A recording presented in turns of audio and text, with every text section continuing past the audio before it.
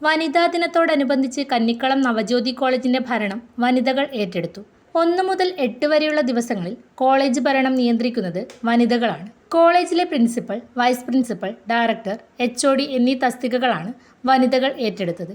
BC വിഭാഗം assistant professor Honey Johnson college പ്രിൻസിപ്പലായും, BCom വിഭാഗം അസിസ്റ്റന്റ് പ്രൊഫസർ AS ഐശ്വര്യ ഡയറക്ടറായും, BCom വിഭാഗം assistant professor TV Smriti vice പ്രിൻസിപ്പലുമായാണ് സ്ഥാനമേറ്റത്.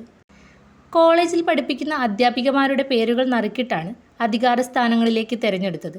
വിദ്യാർത്ഥികളുടെ സാന്നിധ്യത്തിൽ ഡോക്ടർ KK സോമശേഖരൻ പൂക്കൾ നൽകി വനിതകളെ അധികാരസ്ഥാനത്ത് നിയോഗിച്ചു.